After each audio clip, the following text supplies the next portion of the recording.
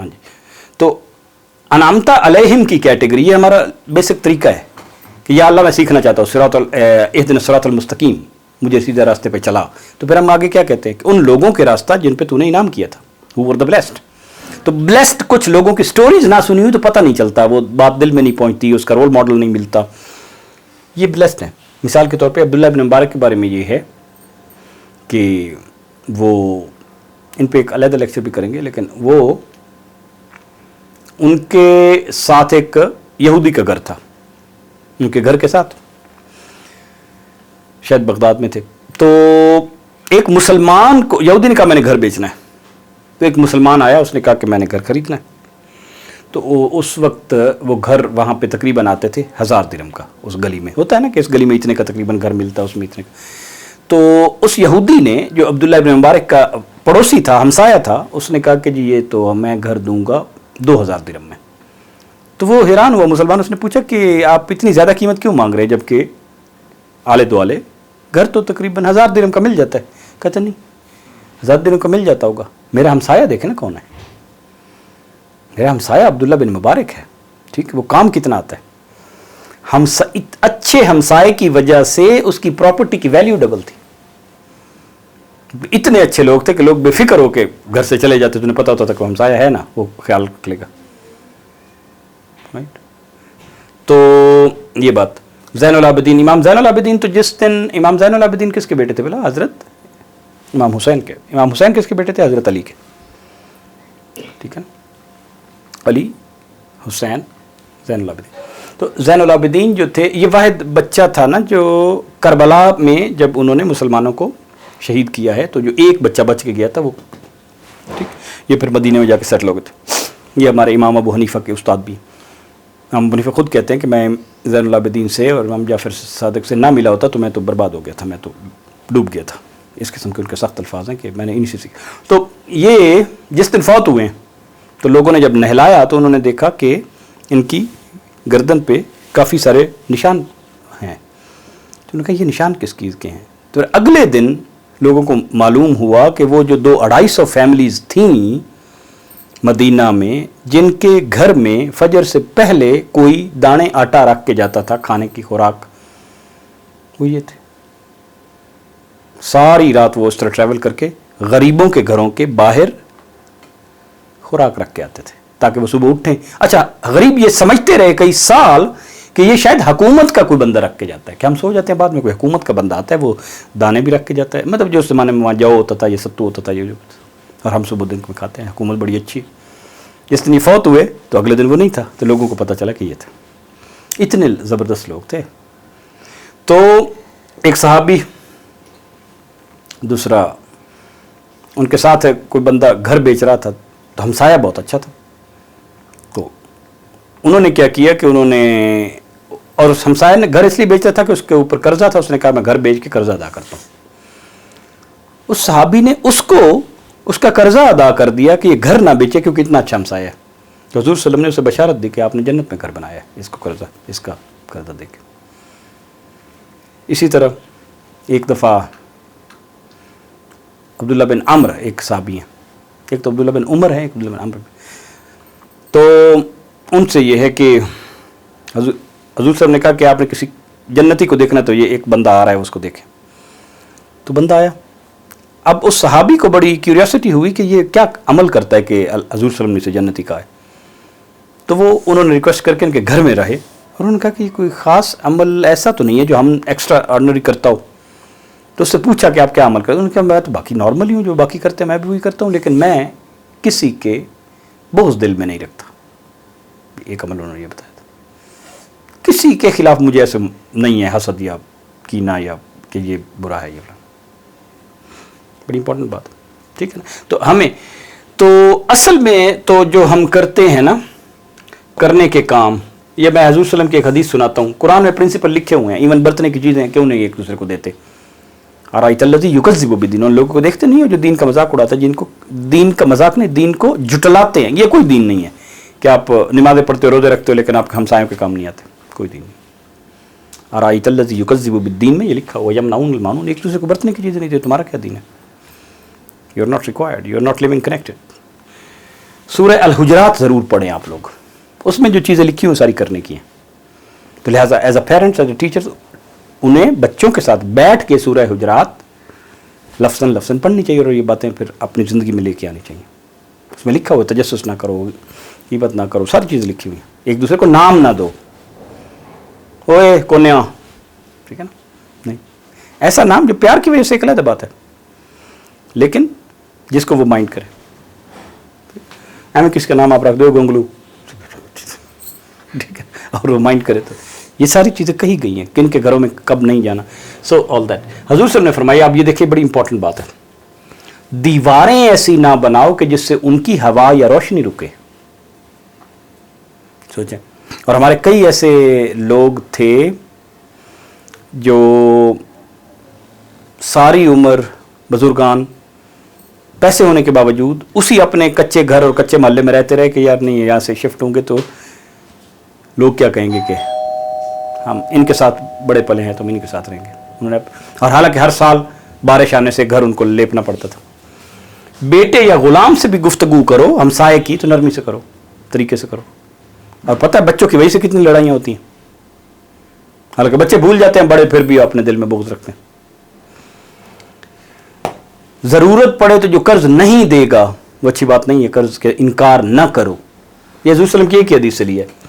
غیبت نہ کرو، یعنی غیبت یہ ساری جو دل میں آپ کسی کے خلاف برا سوچتے ہیں نا، وہ نیگیٹو انرجی آ جاتی ہے، ٹھیک ہے نا. دعا اسی طرح ایک پازیٹیو انرجی لے کے آتی ہے. کسی کے بارے میں اچھے جذبات رکھنے سے ایک پازیٹیو انرجی آ جاتی ہے. یہ ہمیں اپنے لیے سبق ہے، ہم نہیں رکھتے اپنے اولاد کے بارے میں برکت نہیں رکھتے. مدد ان کی ضرور کرنا جب انہیں ضرورت ہو. عدم موجودگی میں اگر کوئی اس کا تذکرہ کرے تو آپ وہ کہنا کہ نہیں وہ اچھا بندہ ہے، اس کا ساتھ دینا، اس کی حمایت کرنا. آگے کہا ہے کیونکہ وہ تمہارا پڑوسی، ٹھیک. پھر دعا اس کی زندگی میں بھی کرنا اور اس کے مرنے کے بعد بھی کرنا. اب سوچیں اس حد تک ایمفیسائز ہے کہ اس کی زندگی میں بھی اور مرنے کے بعد. ہم کرتے ہیں، ہم تو اپنے والدین کو بھول چکے. تو حضور صلی اللہ علیہ وسلم نے یہ فرمایا من کان یؤمن باللہ والیوم الآخر، جو اللہ اور یوم آخرت پہ ایمان لے کے آتا ہے وہ پھر یہ کام کرے. یکرم جارہ، وہ پھر اپنے جارہ کا مطلب ہوتا ہے ہمسایہ، اس کا اکرام کرے، اس کی عزت کرے. اس کے علاوہ کوئی ایمان اور یوم الآخر نہیں ہے. تو ہمارا اصل میں faith is actually connected to کہ how well connected we are to the humans around. ہمسایوں سے ہم کیسے ہیں، اور اس میں کوئی تفریق نہیں ہے کہ وہ یہودی ہے یا عیسائی ہے نا، ٹھیک ہے. ہاں وہ ٹھیک ہے، لیولز ہیں. آپ ایک بندہ ہے وہ آپ کا ہمسایہ ہے، مسلمان نہیں، ٹھیک ہے، ایک لیول کا وہ ہمسایہ ہے، سارے حقوق اس کے ہیں. ہمسایہ ہے اور رشتہ دار بھی ہے، یہ اس سے بھی بڑی بات ہے. ہمسایہ ہے اور رشتہ دار بھی ہے اور ایمان والا بھی ہے، مسلمان بھی ہے، یہ اس سے بھی بڑی بات ہے. تو 3 لیولز ہیں، سمجھ آئی نا. اور ہم تو رہتے ہی ایک مثال کے طور پہ یہاں پہ پاکستان میں اس محلے میں تو ہمارے تو سارے 3 کافی سارے تو ایسے ہی ہیں نا، رشتہ دار نہیں ہیں. لیکن سب سے پہلے کام کون آتا ہے؟ مثلا یہاں پہ میری وائف سورہ فوت ہوئی تو سب سے پہلے کون کام آئے؟ آپ کی فیملی، کیونکہ آپ ہمارے ہمسائے تھے. اب سوچیں کہ ہم نے یہ کام نہ کیے ہوئے ہوں، ایک دوسرے سے فون ایکسچینج نہ کیے ہوئے، نام کا نہ پتہ ہو، فلاں نہ پتہ ہو، تو ایسے موقعوں پہ جب ایکسیڈنٹس ہو جاتے ہیں اور یکدم ایمرجنسیز ہو جاتی ہیں، آپ کے پاس ہمسائے کا فون نمبر بھی نہ ہو. امیجن دنیا میں سارے ہارٹ اٹیکس صبح 4 بجے سے لے کر 6 بجے تک ہوتے ہیں، 90%، رائٹ. تو اس وقت آپ کے پاس کوئی نمبر نہ ہو اور آپ کالیں کر رہے ہوں ہاسپٹلس کو، جبکہ سامنے آپ کا ہمسایہ بیٹھا، he can help to better, right.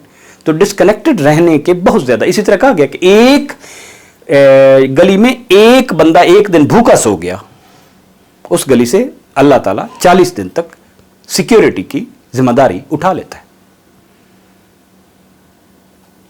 اپنی حفاظت آپ خود تو نہیں کر سکتے، ہم اپنی کچھ بھی خود نہیں کر سکتے. ہم حفاظت کے لیے، ایمان کے لیے، عزت کے لیے، رزق کے لیے صرف اللہ تعالیٰ پہ ڈیپینڈنٹ ہے.